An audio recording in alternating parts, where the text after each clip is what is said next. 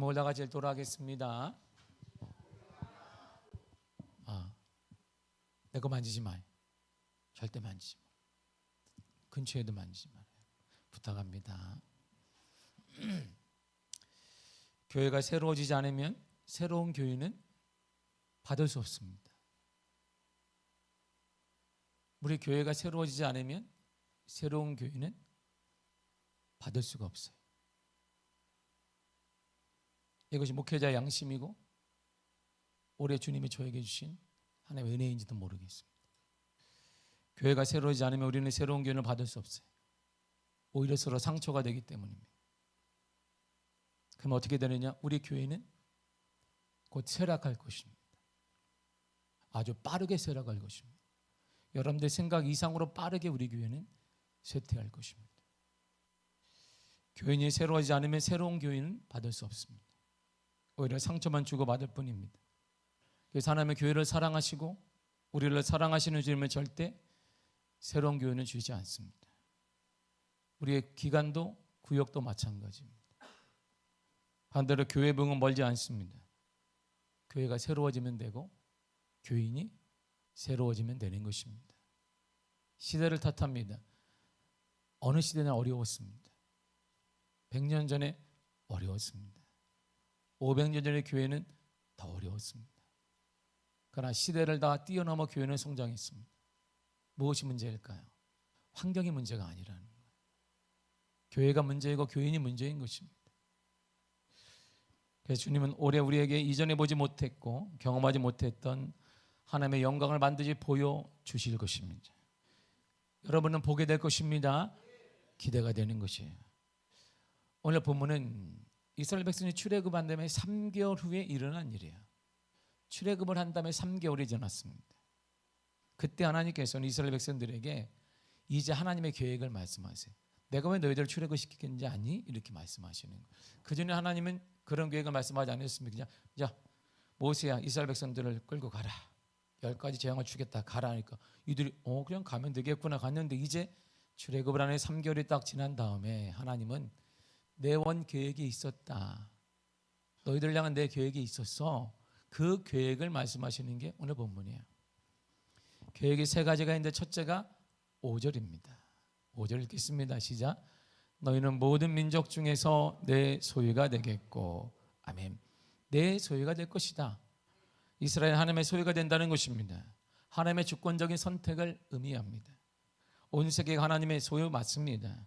그러나 이스라엘 하나님의 특별한 소유가 된다는 것입니다. 소유란 히브리말로 세굴라인데 이 세굴라라는 뜻은 특별한 재산, 보배로운 소유 이런 의미를 갖습니다. 일반적인 게 아니라 특별한 재산이에요. 남들에게 없는 나에겐 특별히 있는 존재, 특별한 재산이 바로 세굴라라는 뜻입니다. 더 정확한 의미는 주인과 가장 관계 깊고 가장 가치가 있는 것을 의미합니다. 그래서 역대상 29장 3절이 그 동일한 단어를 이렇게 썼습니다. 시작. 성전을 위하여 준비한 모든 것 외에도 내 마음이 내 하나님의 성전을 사모함으로 내가 사유한 금, 은, 은으로 내 하나님의 성전을 위하여 드렸노니. 아멘. 내가 사유한, 내가 소유한, 개인적으로 가지고 있는 이런 뜻이에요. 일반적인 금은을 얘기하는 게 아닙니다. 금과 가치 있지 그 얘기를 하는 게 아니에요. 나만이 가지고 있는 거예요. 일반적인 세상에 많은 금은이 아니라 나만이 가지고 있는 금, 내가 가지고 있는 것, 내가 내게 특별한 의미가 있는 금과 은을 의미하는 것입니다. 그러므로 하나님의 소유가 된다는 것은 하나님께 특별한 의미가 된다는 거야. 특별한 존재가 된다는 것이고 하나님만이 가지고 있는 존재가 된다는 것이며 많은 민족을 가지고 있는 너만을 콕 가지고 있다. 이런 존재가 세굴라란 뜻입니다. 어느 것과도 비교할 수 없는 가치를 지닌 존재다. 이런 뜻입니다. 두 번째가 너는 내 소유가 되고 두 번째가 제사장 나라가 된다. 이렇게 말씀하십니다. 6절을 읽겠습니다. 시작. 너희가 내게 대하여 제사장 나라가 되며 거룩한 백성이 되리라. 아멘. 세 가지잖아요. 소유가 되고 제사장 나라가 되고 거룩한 백성이 되리라. 제사장 나라가 된다는 것은 이스라엘은 세계 열방을 하나님께로 인도할 임무를 가진 주님이다, 이런 말이에요. 하나님께로 인도할 자는 너밖에 없어, 이런 말이에요. 하나님께로 인도할 많은 민족이 있지, 그 사람 너밖에 없다. 내가 너에게 임무를 준 거야. 너는 제사장 나라야. 하나님과 통하는 사람이야. 너를 통해 그들이 하나님께로 돌아오는 거야. 이런 얘기를 하시는 것입니다. 이스라엘은 그러므로 인간의 힘에 존재하는 나라가 아니라는 것입니다. 하나님의 능력에 의존하는 국가임을 밝힌 것입니다. 세 번째로 거룩한 백성이 되는 것입니다. 이스라엘 하나님께 속한 나라로 믿음의 근거한 활동을 통해 율법에 대한 순종을 통해 이방 나라와 구분된다는 것입니다. 이스라엘이 하나님께 속한 나라로 하나님을 의지하는 가운데 세계를 하나님의 품으로 이끌 선교적 사명이 있음을 우리들에게 말씀해 주고 있는 것입니다. 이처럼 하나님은 출애굽한 후에 3개월이 지나서 이스라엘을 향한 하나님의 뜻과 계획을 말씀하셨습니다. 하나님의 소유가 되리라, 제사장 나라가 되리라, 거룩한 백성이 되리라. 그래서 이집트에서 너희들 그래서 나오게 한 거야, 이렇게 말씀하세요. 괜히 나오게 한 게 아니야. 내가 이집트라는 속박과 굴레와 어려움과 불가능한 속에 내가 너희를 이끌어낸 것은 세 가지 때문이다. 하나님의 소유가 되고 거룩한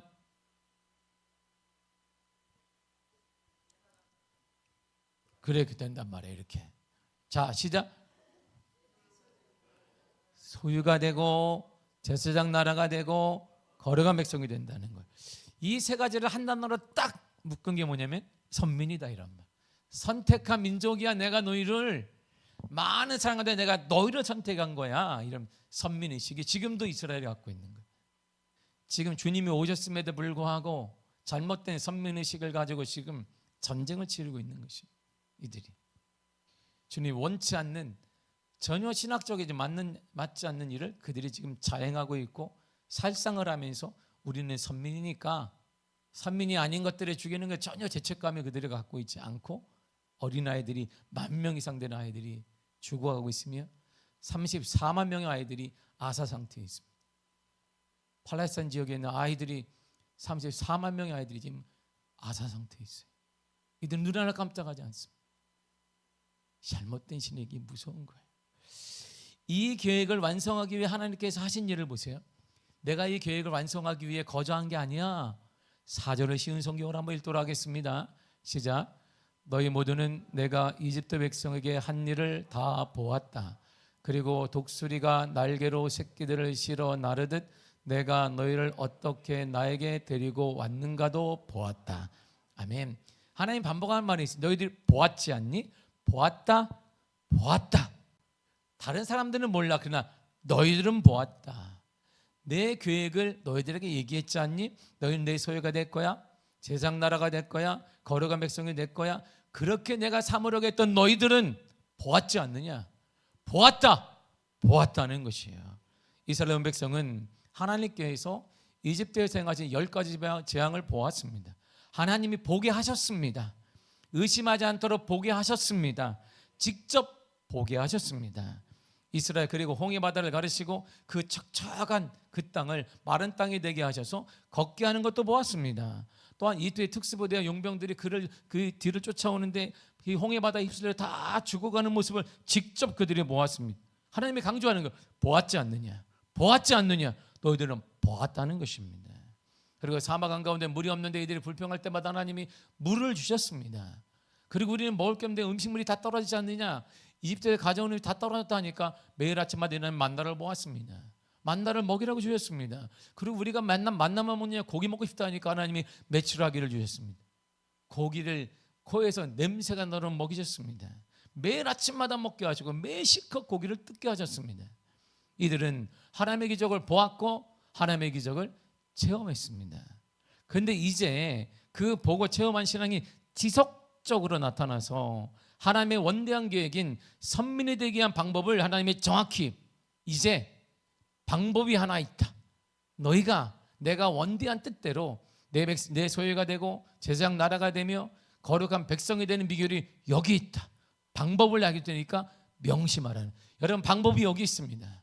지금 이 땅을 살아가면서 우리가 하나님의 소유자 하나님이 보호하시고 역사하시고 기적을 베푸시며 하나님의 제사장 나라가 되어지며 거룩한 백성들 구분된 은혜를 받는 건 여기 방법이 있습니다.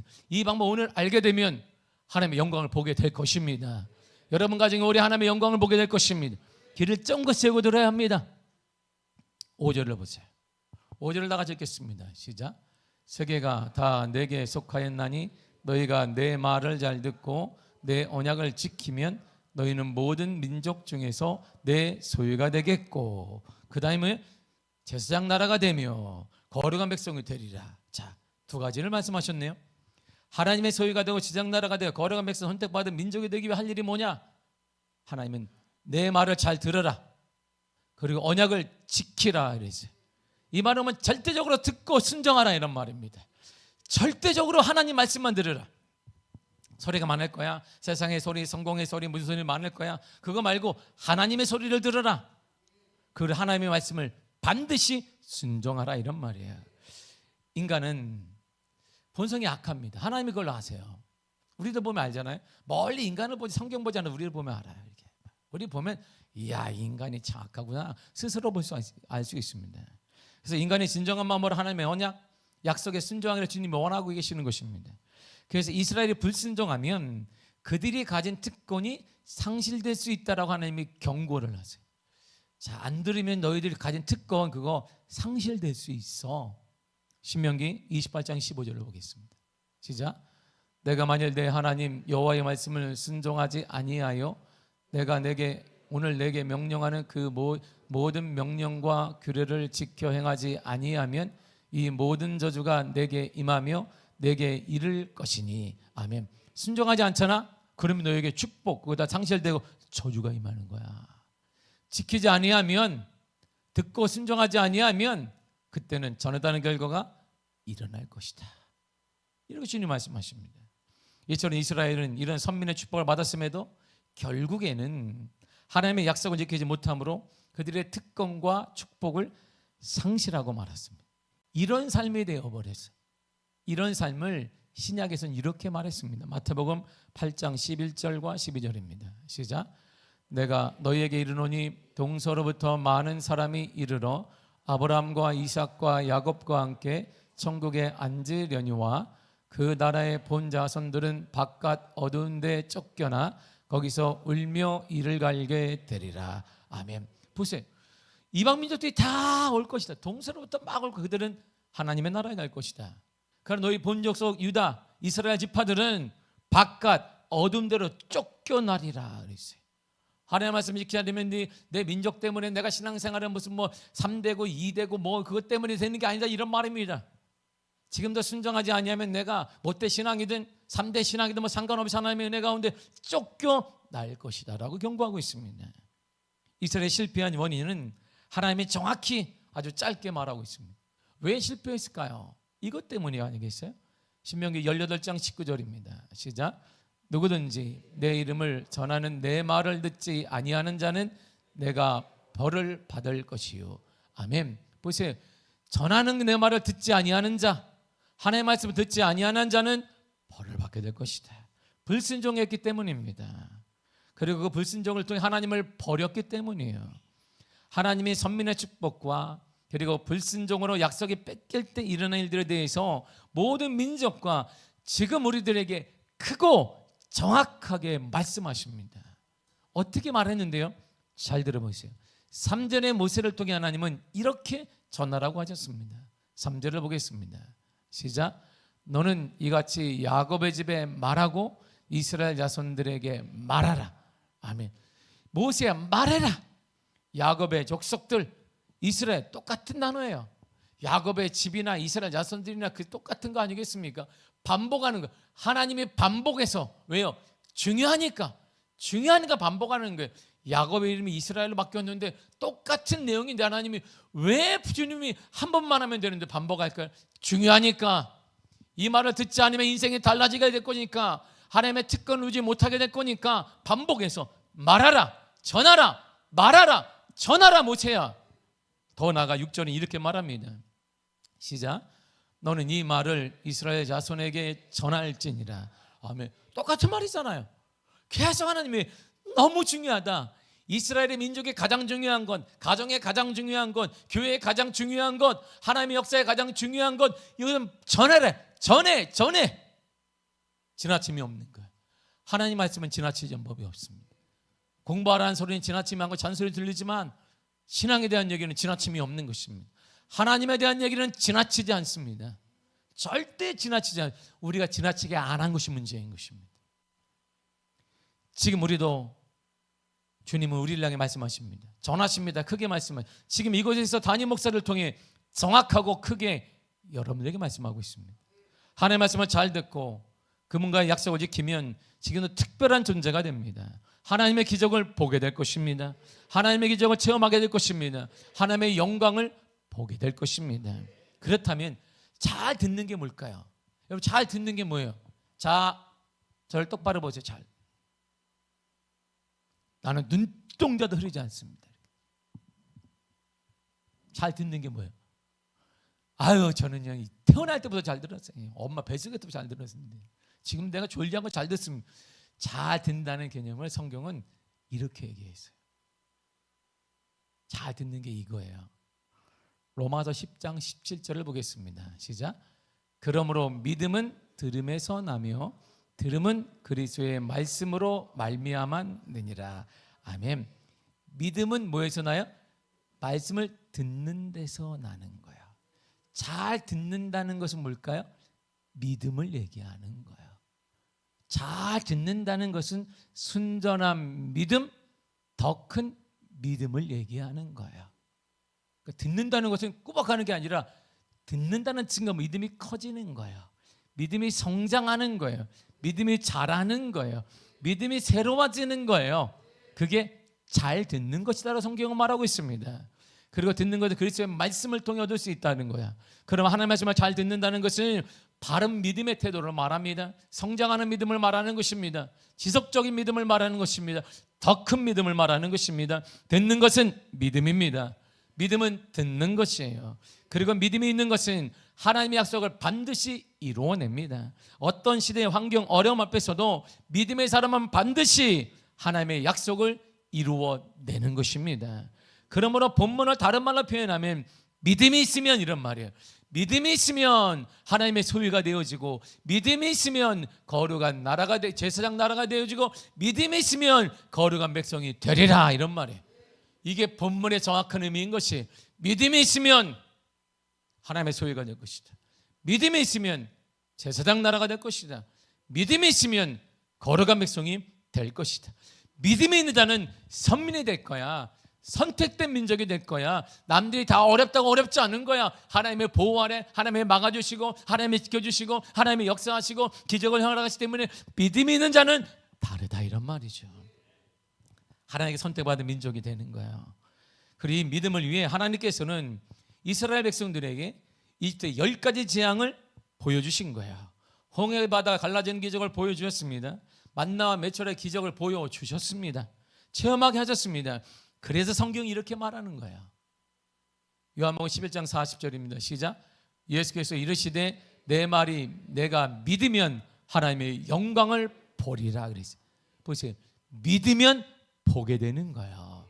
믿으면 영광을 보게 되는 거예요. 그 영광을 뭐라고 했느냐? 모세는 너의 소유가 되어 하나님의 소유가 되어지며 제사장 나라가 되어지며 거룩한 민족이 되리라 그랬습니다. 하나님은 올해 우리에게 약속하셨습니다. 여러분, 보게 될 것입니다. 무엇을? 하나님의 영광을 보게 해 주실 것입니다. 하나님의 기적을 보게 해 주실 것입니다. 근데 전제가 있어요. 내가 믿으면, 이런 말입니다. 말씀을 잘 듣고 지키면, 이런 말이에요.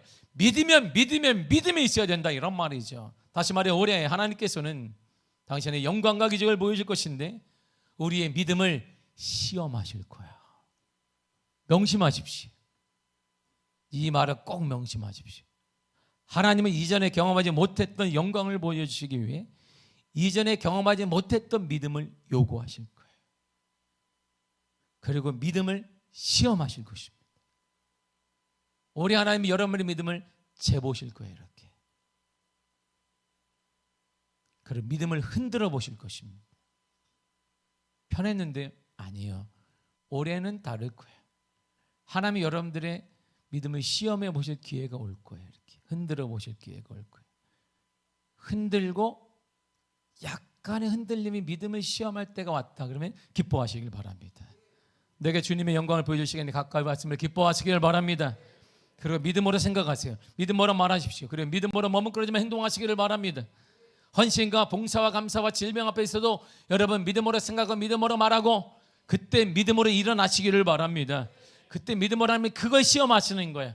여러분들의 그거를 재보시는 것입니다. 그걸 여러분들이 요구하실 것입니다. 흔들어 보실 때 굳센 믿음으로 이전에 경험하지 못한 믿음으로 일어나시기를 바랍니다. 이 모든 것은 우리의 믿음을 증거해 보일 기회가 온 것이에요. 올해 여러분들의 믿음을 증거해 보일 기회를 얻으시기를 바랍니다. 믿음을 보이란 말입니다. 명심하십시오. 하나님은 반드시 우리에게 영광을 보여줄 기회를 주실 것입니다. 그 기회를 꼭 잡으세요. 놓치고 후회하지 마시기를 축복합니다. 그런데요, 하나님 모세를 통해 선포했잖아요. 야, 너희들 봐라. 자, 믿음이 있으면 이제 내가 너희를 내 소유가 되게 하는 거야. 내 소유인데 누가 건드리겠니? 내 소유인데 누가 건드려? 절대 못 건드리지. 절대 건드릴 수가 없어. 어릴 때 보세요. 딱지치기 할 때, 구두치기 할 때 내가 맨날 이태원 살 때 형들한테 맨날 뺏겼어요. 그거. 형들이 날 속이는지 맨날 내 걸 따가는 거예요. 억울해가지고 우리 형이 장로 밑에 숨겨놓은 걸 내가 이렇게 막 해가지고 구슬을 이렇게 우리 형이 따오면 내가 막 해가지고 갖고 와서 이만큼 갖고 와가지고 내가 한 번 더 해. 그래가지고 한 번 하면 되는 또 다 잃어. 그럼 기다려. 그래가지고 그냥 우리 형도 딱지로 이만큼 따오면 내가 딱지를 붕 뽑아. 딱지치기 하자. 또 잃어. 집에 오면 형이 이거 어디 갔냐니까 다 잃었는데 누군데 따라와. 그래가지고 우리 형이 붙어. 공을 또 다 따와. 이렇게 장로 밑에 딱 놓고 딱지도 이만큼 따와. 이렇게 딱 따와. 그러려고 이제 형들이 새끼가 형한테 우리 네 형한테 일러가지고 그러면 그때는 조용히 있다. 우리 아빠가 딱 가면 내가 뭐 형 뭐라 그랬지? 그러면 우리 아빠가 뒤에서 형들이 아무 안 했다. 우리 아빠 때문에 그냥 심지어 목에 힘주는 거야 여태까지. 이렇게 하나님의 소유가 그런 거야. 인간의 소유도 아닌데 든든한 아빠 하나 있어도 그런데 형 하나 있어도 그런데 내가 하나님의 소유가 되면 누가 건드리겠어요? 너는 하나님의 소유야. 그리고 제사장 나라야. 거룩한 민족이야.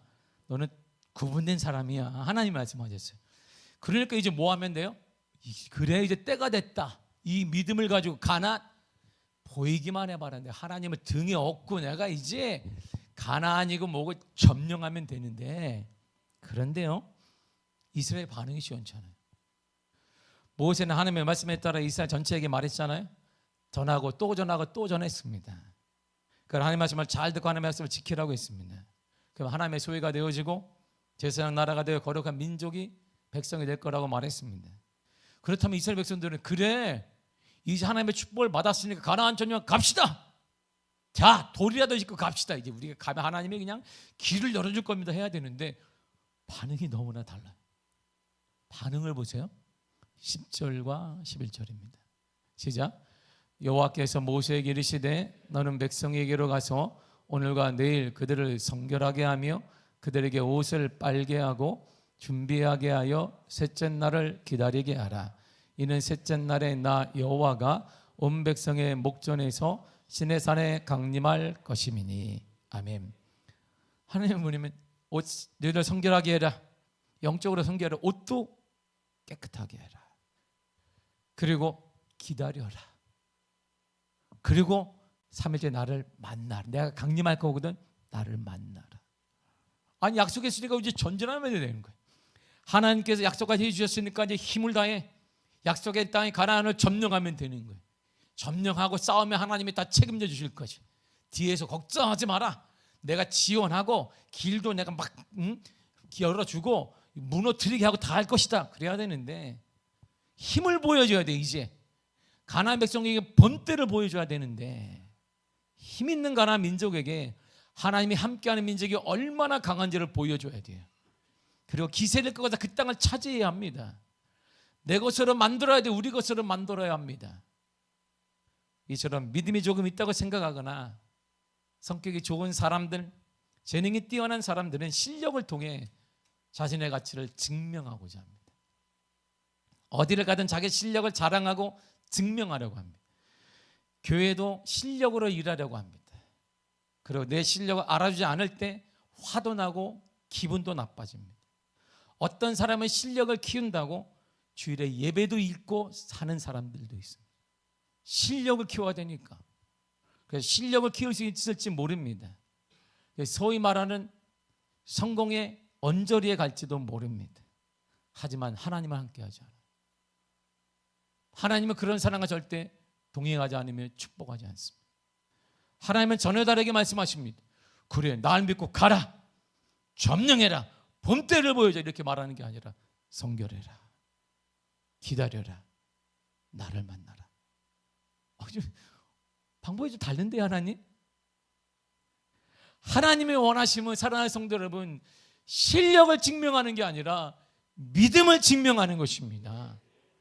믿음이 증명되기를 원하시는데 우리는 실력을 증명하는 거예요. 그래, 본때를 보여줘야 돼. 주일이 문제니 내가 실력을 쌓아서 보여줘야 되는 거야. 그러니까 점점 뭔가 어긋나요. 교회에 힘이 없는 거야. 다음 세대에게 힘이 없는 거야. 우리가 그렇게 가르쳤어요. 애들이 같이 우리가 가르치게, 우리가 그렇게 가르쳤다고. 우리가 삶으로 가르쳤단 말이에요. 삶으로.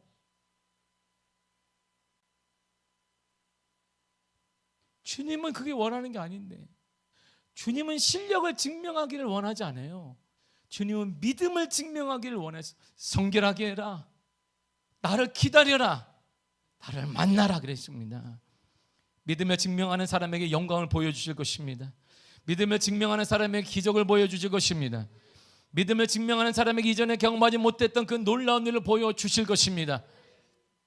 제가 요즘 목회하는 모습을 보는 30년 지기 친구 목사님들이나 주변에 오래전부터 저를 알고 있는 목사님, 평신도들이 예전과는 제가 좀 낯설다고 말합니다. 물론 지금도 그렇지만 언제나 저는 주를 향한 뜨거움이 있었어요. 이렇게 막 감격과 눈물이 있었습니다. 예전도 그렇고 지금도 마찬가지. 근데 사람들이 일반적으로 생각하는 장로교의 테두리를 벗어나지는 않았습니다. 전형적인 장로교 목사였어요. 아버지를 위해 저도 마찬가지. 근데 어느 순간 저의 전형적인 장로교 목사의 모습은 조금씩 감추어져 갔습니다. 주님께서 귀한 깨달음을 주셨기 때문이요. 저는 공부만 26년을 했습니다. 제 인생의 거의 반을 공부만 했어요. 고등학교에는 의무교육은 12년을 제하고, 물론 제가 중고등학교를 다닌 것은 아니지만 의무교육으로 치면 12년 아니겠어요? 그리고 물론 중학교 1학년 때 자퇴를 하긴 했지만 그래도 말이에요. 일반적으로 고등학교까지 12년입니다. 대학 4년을 마치고 대학 졸업 후에 대학원에서 저는 10년간 신학에 관련된 공부만 했습니다. 총 인생의 반인 26년을 공부했어요. 어느 순간에 주님께 제게 이렇게 귀한 물음을 던지셨습니다. 그래서 뭘 얻었니? 그만큼 나를 깊게 사랑하던 게 얻어지느냐? 성도들의 마음을 막 충만하게 알게 되느냐? 내 마음을 알게 되더니? 이렇게 묻는 거예요. 제가 그라인폭스 시골에서 기도하는 하나님의 새벽에 내 마음을 충분히 아는가 보다. 너는 이제 공부 많이 했으니까. 여러분, 그게 제 목회의 전환점이었어요. 제가 공부한 것을 주님을 사랑해서 한 거예요. 더 알기를 원해서 했고, 저는 강단에 쓰려고 공부한 적이 한 번도 없습니다. 학교에 쓰려고 공부한 적은 저는 없어요. 저는 성도들을 잘 섬기기 위해서 했어요. 그래서 학문 자체를 전 그런 쪽으로만 했습니다. 내 목회를 위해, 교회를 위해, 성도들을 위해. 물론 여러 가지 유익이 많았습니다. 적지 않은 사람들을 만나면서 인간에 대한 깊은 이해의 시간을 가지기도 했습니다. 근데 저는 그 이후에 변했어요. 변할 수밖에 없었고 변해야만 했습니다. 그래서 주님께서 지금의 모습으로 바꿔주셨습니다. 주님에 대한 열정 항상 뜨겁지요. 예배에 대해 온 힘을 쏟는 것 괜찮습니다. 뜨겁습니다. 성도들에 대한 행동이나 말에도 저는 웬만하면 요동하지 않습니다. 그냥 제 자리를 그냥 지킬 뿐입니다. 그게 목사의 자리니까 한번 웃고 그냥 갑니다. 제가 미국에서 박사과정을 하는 중에 담임 목사를 했는데, 성도들의 구성이 대학 교수들, 석박사과정 학생들, 미국 백인 장교, 한국인 와이프하고 그 구성된 작은 교회를 제가 담임했습니다. 저는 그곳에서 정말 크게 상처를 받았습니다. 그리고 목회가 이런 것이구나. 그래서 저는 되게 가치가 있어요. 그게 목회가. 정말 가슴을 팔 정도로 아팠어요. 내 행동 말 하나에 따라 교회가 깨지냐 말 하나 지경까지 왔어요. 그때 저는 처음으로 미안합니다. 내가 인생을 짧게 살아서 그런가 봅니다. 성도들한테 한참 울었어. 문제에서 젊은 우리 집사님들이 부흥되면서 목사님 교회를 나갑시다. 저 사람들 놔도 둘 다 교수야. 인간에 대한 깊은 이해를 가지고 있었습니다. 그래 꽤 아프도록 깨달았습니다. 여러 가지 연단을 받았지만 귀한 깨달음을 얻어서 이제 목회는 크게 부흥했습니다. 그리고 깨달았어요. 지식과 배움이 아니라 삶으로 연결되지 않는 지식과 배움은 아무 의미가 없다. 아무리 척박하고 소망이 없는 것 같아 보여도 마음속에 가슴속에 불이 있다면, 성령의 불이 있다면 충분히 변화될 수 있다는 거야. 그걸 제가 그 시골 땅에서 얻었어요. 10월에 눈이 오고 5월까지 눈이 오는 영하 3, 40도를 떨어지는 그 빙하의 땅에서 얻었어요. 그 깨달음으로 제가 지금도 목회를 하는 거예요. 한국교회 전반적인 침체가 있습니다. 코로나에 의해 교회의 가정과 교회와 가정의 지속적인 어려움이 이어져 가고 있습니다. 세계 경제 한파로 인해 성도들의 경제의 어려움은 더 심해져 가고 있습니다. 성도들의 주변 사람들은 그러면서 감정 기복이 심해져 가고 있습니다. 그리고 이제는 무감각한 신앙을 가지고 있고 헌신을 꺼내기도 버거운 시대가 됐습니다. 제 마음은 어떨까요? 저는 담임 목사이자 성도님들의 사정을 다 알고 가슴 아파하며 기도하는 사람이고 교회 전반적인 것들에 최종적인 책임을 지고 있는 사람입니다. 감사하게 저는 늘 소망이 있습니다. 현실을 다 아는데 소망이 있어요. 그래서 제가 20년을 공부한 후 지식이 아니라 공부와 지식이 아닌 주님의 은혜로 주님께서 주신 믿음으로 얻은 가장 값진 선물이기 때문입니다. 제 실력은 26년의 공부와 학위가 아니에요. 제 실력은 믿음입니다. 모든 과정을 통해 얻은 순전한 믿음이 제 실력이에요. 저는 지금도 전혀 의심해 본 적이 없습니다. 하나님의 영광을 보게 될 것이다. 나는 의심을 한 번도 해본 적이 없어요. 우리 교회는 하나님의 영광을 보게 될 것이다. 나는 하나님의 영광을 보게 될 것이다. 우리 교회 성도들 하나님의 영광을 보게 될 것이다. 할렐루야. 전혀 의심해 본 적이 없어요. 늘 그렇듯 이 감격이, 이 놀라움, 올해 주님께서 우리 교회와 여러분들의 삶에 영광을 보여주실 것입니다. 사랑하는 성도 여러분, 실력을 키우십시오. 어떤 실력일까요? 믿음의 실력을 키우십시오. 우리의 실력은 믿음입니다. 우리의 실력은 그런 것들이 아니에요. 세상에서 원하는 것들이 아닙니다. 세상에서 그것 때문에 주님이 돌아가시지 않았던 것이, 우리의 실력은 오직 하나, 실력을 세상에 증명하는 것이 아니라 믿음을 증명하는 거예요. 하나님 앞에 증명하는 거예요. 사람이 아니라 우리 하나님 앞에 이전에 경험하지 못했던, 이전에 해보지 못했던 믿음을 하나님 앞에 증명해 보이는 것입니다. 이럴 때 영광을 보게 될 것이에요. 우리 교회는 영광을 보게 될 것입니다. 여러분의 가정은 영광을 보게 될 것이고 여러분 인생은 영광을 보게 될 것입니다. 하나님의 말씀을 잘 들은 사람, 즉 믿음을 가진 사람들의 고백은 늘 이런 거예요. 민수기 14장 8절입니다. 시작. 여호와께서 우리를 기뻐하시면 우리를 그 땅으로 인도하여 들이시고 그 땅을 우리에게 주시리라. 이는 과연 젖과 꿀이 흐르는 땅이니라. 아멘. 여러분, 땅은 내가 점령하는 게 아니에요. 영광은 내가 보는 게, 내가 열어서 막 그래 영광을 보자, 이전에 경험한 전성기를 누리자, 그래 보자, 이게 아니에요. 하나님을 하나님이 우리의 믿음을 보고 증명된 믿음으로 기뻐하시면 하나님이 열어주시는 거예요. 그것이 젖과 꿀이 흐르는 땅인데 그 길을 활짝 누가? 하나님이 열어주시는 거예요. 영광은 하나님이 보여주시는 거예요. 올해 우리 교회는 하나님이 보여주실 것입니다.